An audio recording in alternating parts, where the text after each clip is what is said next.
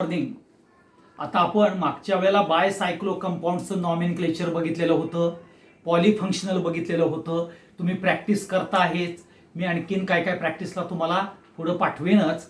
Okay, आता पुढचा जो येईल ज्याला आपण नॉमेनक्लेचर ऑफ अ स्पायरो कंपाऊंड म्हटलं जातं. आता स्पायरो कंपाऊंड म्हणजे काय हे आपल्याला पहिल्यांदा बघितलं पाहिजे. लक्षात घ्या, द टू रिंग्स काय आहे, to rings join by a quaternary carbon. म्हणजे बघा, ही आणखी ही रिंग जॉईन झाली आहे, ह्याला क्वाटर्नरी कार्बन म्हणतात. ओके, हा त्याचा एपेक्स आहे. To rings join bye quaternary carbon at apex. जिथं रिंग फ्युज्ड होती त्या ह्याला क्वाटर्नरी कार्बन म्हणजेच तो एपेक्स असतो. आणि ज्या वेळेला असा एपेक्स असलेल्या ज्या वेळेला दोन फ्युज्ड रिंग्स येतात त्यावेळेला तुम्ही you have to mention prefix spiro. तसा बघा बाय सायक्लोला असा आपल्याला क्वाटर्नरी कार्बन नाही आहे, एपेक्स असलेला फ्युज्ड रिंगचा कार्बन बाय सायक्लोमध्ये नाही आहे. ओके, इथं आपल्याला बाय सायक्लो सारखं वाटेल परंतु it is not a bicyclo, it is a spiro because two rings are fused and quaternary carbon at the apex are present. हा सगळ्यात महत्वाचा.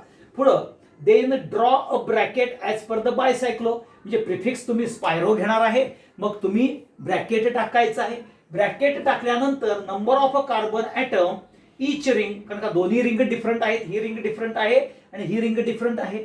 त्या ईच रिंग मधले कार्बन ऍटम जे प्रेझेंट आहेत ते ब्रॅकेट मध्ये असेंडिंग ऑर्डर मध्ये टाकायचे आहेत. आपण बाय सायक्लो मध्ये डिसेंडिंग मध्ये टाकलेले होते, इथं असेंडिंग ऑर्डर मध्ये टाकायचं. त्याच्यानंतर ब्रॅकेट कंप्लीट करायचं. मग देन राईट पेरेंट हायड्रोकार्बन. मग पेरेंट हायड्रोकार्बन आपण लिहायचं आहे. त्याच्यानंतर बघ नंबरिंग स्टार्ट फ्रॉम, हा सगळ्यात महत्वाचा पॉइंट आहे. The numbering start from a carbon atom. Numbering start from a carbon atom next to spiro atom and proceed through a small ring first. म्हणजेच इथून तुम्हाला चालू करायचं आहे नेक्स्ट टू स्पायरो, आणि ते पहिल्यांदा तुम्ही स्मॉल रिंग कडून आपल्याला नंबरिंग द्यायचं आहे. म्हणजे ह्याचं जर नंबरिंग द्यायचं असेल तर हा असणार आहे इथं 1 2, हा 3, मग हा 4, हा 5, 6 अँड 7 असं तुम्हाला नंबरिंग बघायला मिळेल. हे लक्षात ठेवा. पर्टिक्युलरली हा स्पायरो आहे त्याच्यापासून मग तुम्हाला नंबरिंग द्यायचं. मग तुम्ही इकडे 1 2 करा किंवा 1 2 घ्या, कसंही पाहिजे तसं तुम्ही नंबरिंग देऊ शकता. परत एकदा सांगतो की पहिल्यांदा two rings join by a quaternary carbon at a apex असं जर स्ट्रक्चर असेल तर you have to use the prefix a spiro. Then draw a bracket as per the bicyclo. Bracket टाकायचा. Number of a carbon atom of each ring present in a bracket should write in ascending order. Then write the parent hydrocarbon. जे parent hydrocarbon you have to write it. आणि the numbering start from atom next to spiro atom and proceed through a smaller ring first. इथं bridge character असत नाही, हे लक्षात ठेवा. मग total number of carbon किती आहेत बघा, 1 2 3 4 5 6 7. म्हणजेच तुमचा पेरेंट हायड्रोकार्बन येणार आहे हा हेप्टेन येणार आहे, हे लक्षात ठेवा. ओके, स्पायरो तुम्ही लिहिणारच आहे स्पायरो. आता डिसेंडिंग ऑर्डर असेंडिंग ऑर्डर म्हणले म्हणजे पहिल्यांदा हे 2 2, नंतर हे 1 2 3 4, जे 2.4 हे तुमचं आलं पाहिजे, हे लक्षात ठेवा. काय येईल 2.4. आता हा तुम्हाला 2.4 हेप्टेन आपल्याला बघायला मिळेल. मी जरा लांब लांब काढलेला आहे. 2.4 हेप्टेन हे घेतलं की तुमचं नाव तयार झालं. ओके, आता पुढचे आपण स्ट्रक्चर्स बघूया आणि त्या स्ट्रक्चर्स मधले हे काय काय आहेत हे कॅरेक्टर्स पण बघून घेऊया, म्हणजे तुम्हाला पण सोडवायला बरं पडेल.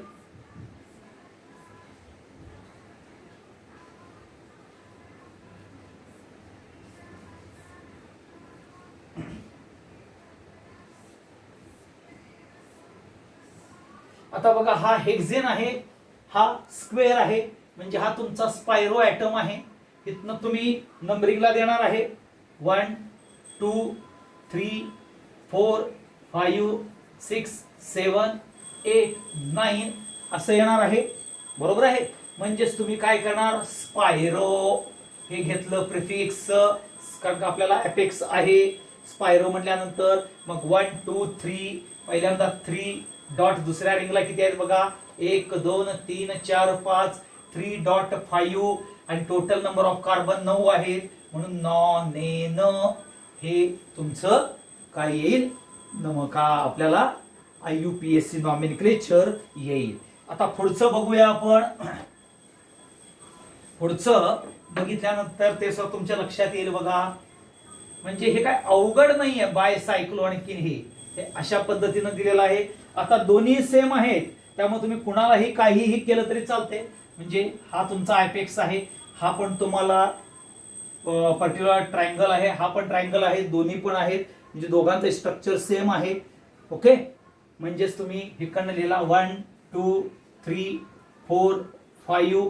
ओके, इकडं 2 आहेत, म्हणजेच तुमचा स्पायरो येणार. इथं 2, इकडं पण 2 डॉट 2, टोटल आहेत 5, म्हणजेच पेंटेन हे तुमचं नाव येईल.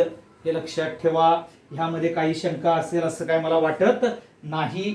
मग तुम्हाला 1 2 3 सोडवायला देतो, तेवढे तुम्ही सोडवा आणि मला पाठवून द्या. बऱ्याच वेळेला मी बघितलेलं आहे की काही मुलं फक्त, म्हणजे मुलीच फक्त पाठवत आहेत, मुलांच्याकडनं काही रिस्पॉन्स येत नाही. ओके, तर सगळ्यांनी हे सोडवायचं आहे. हे तुमच्या करताच चाललेलं आहे, एवढं लक्षात ठेवा. हा पहिला.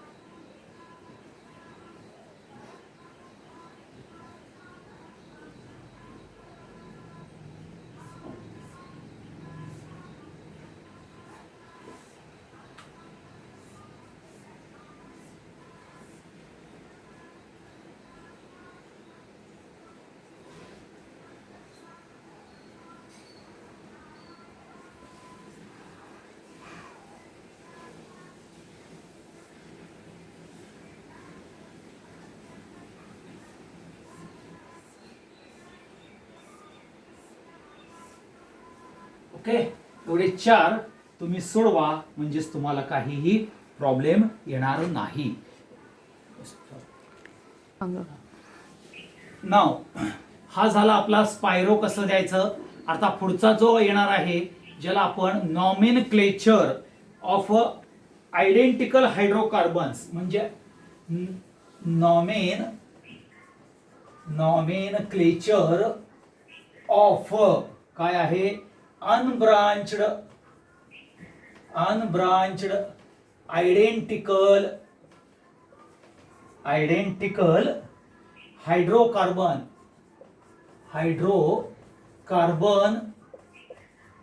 Okay, hydrocarbon unit joined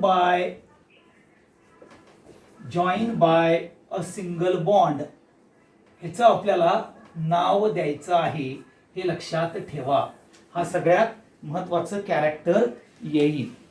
okay, आता पुढचं जे आपण बघणार आहोत ते nomenclature of unbranched identical hydrocarbon unit joined by a single bond.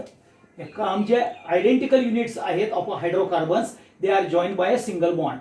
आता इथं काय करायचं असतं, तर system are named by placing a suitable numeral. Suitable numeral म्हणजे न्यूमेरिकल व्हॅल्यू सुटेबल मेन्शन करायची आणि prefix bi, ter, tetra, tri हे यूज करायचं, पर्टिक्युलरली 2 3 4 करता. हे लक्षात ठेवा. पुढं numbering start from either end, म्हणजेच तुम्ही ह्या एंड कडून नंबरिंग करू शकता किंवा ह्या एंड कडून नंबरिंग करू शकता.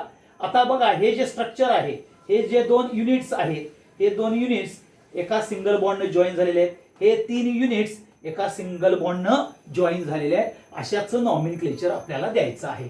आता the carbon atom of each repetitive, आता ह्या युनिट, हा युनिट, ह्याच्या कार्बन युनिट्स रिपिटेटिव्ह होणार आहेत. म्हणजे the carbon atom of each repetitive hydrocarbon unit are numbered. आता ह्या युनिटचं नंबरिंग आणि ह्या युनिटचं नंबरिंग, ह्या युनिट आणि ह्या युनिटचं नंबरिंग हे रिपिटेटिव्ह नंबरिंग असणार आहे. मग हे रिपिटेटिव्ह नंबरिंग कसं करायचं? प्राइम्ड अरेबिक न्यूमरल्स, म्हणजे ह्याला जर तुम्ही 1 2 3 दिलं तर त्याला ह्याला तुम्ही 1 डॅश 2 डॅश 3 डॅश द्यायचं. जर समजा तुम्ही ह्याला 1 2 3 दिलं तर ह्याला 1 डॅश 2 डॅश 3 डॅश द्यायचं. तिसऱ्यांदा असेल तर 1 double dash 2 double dash 3 double dash असं तुमचं नंबरिंग आलं पाहिजे. हा पॉइंट सगळ्यात महत्वाचा. नंबरिंग देत असताना प्राइम्ड अरेबिक न्यूमरल्स हे रिपिटेटिव्ह युनिट्सला द्यायचे आहेत. हा सगळ्यात महत्वाचा. आणि connecting point of a hydrocarbon units are indicated by placing a appropriate locant before the naming. म्हणजेच जो कनेक्टिंग पॉइंट आहे त्याचा of a hydrocarbon units are indicated by placing a appropriate locant before name. हे लक्षात ठेवायचं.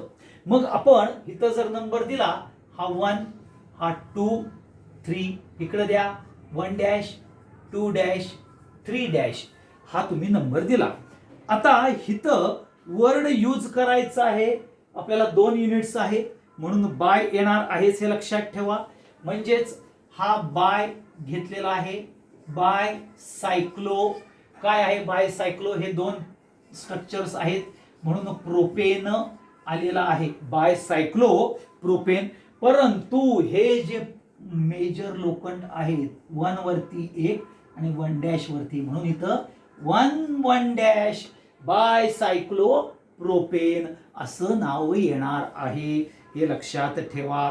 मग आता आपण इथं बघूया 1 2 3 4 ह्याला दिलं. ओके. आता दुसऱ्याला देत असताना काय करायचं बघा राजानो, इथं लोएस्ट पॉसिबल नंबर यायला पाहिजे बघा. 1 डॅश 2 डॅश 3 डॅश 4 डॅश असं येईल. म्हणजेच इथं येईल 1 double dash 2 double dash 3 double dash 4 double dash. हे असं आपल्याला नंबरिंग आलं पाहिजे. हे लक्षात ठेवा. आता इथं जे नंबरिंग दिलेलं आहे आपण इथं काय करूया? 1 डॅश 2 डॅश 3 डॅश 4 डॅश. कारण का हे नंबरिंग देताना लोएस्ट पॉसिबल नंबरिंग. मग मी आता काय केलं होतं? 1 डॅश 2 डॅश दिलं होतं. परंतु ज्या लोकंट फाइंड आउट करायचा आहे तो सगळ्यात म्हणजे जो लास्ट स्टेप आहे, connecting point of hydrocarbon units indicated by a placing appropriate locant before. म्हणजे तुमच्याकडे 1 2 3 आहेत का नाही? मग 3 असल्यावर तुम्ही काय म्हणणार? 3 ला टर म्हटलेला आहे इथं. टर सायक्लो काय आहेत? 1 2 3 सायक्लो ब्युटेन. टर सायक्लो ब्युटेन असं नाव देणार तुम्ही. बरोबर आहे.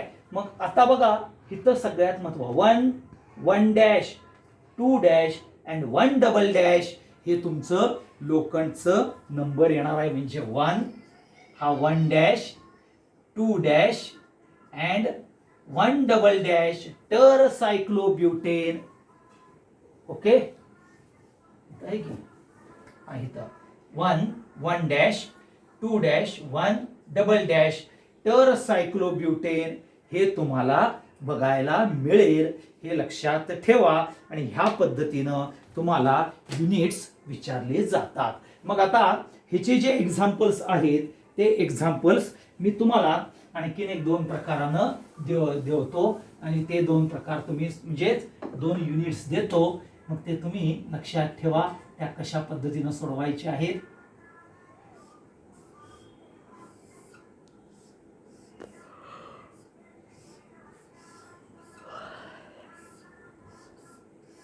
हा एक युनिट येईल.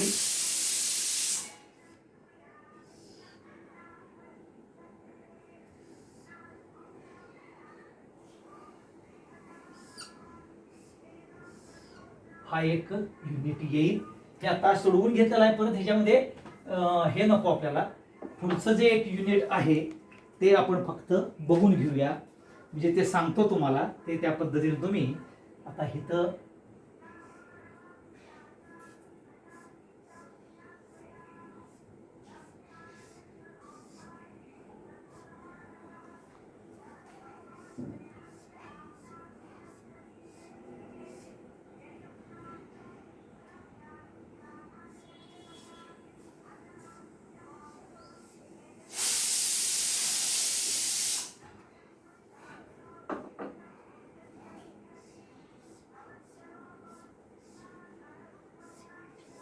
हे असं तुम्हाला युनिट दिलं जातं आणि ह्या युनिट्सचं तुम्ही नावं द्यायची आहेत.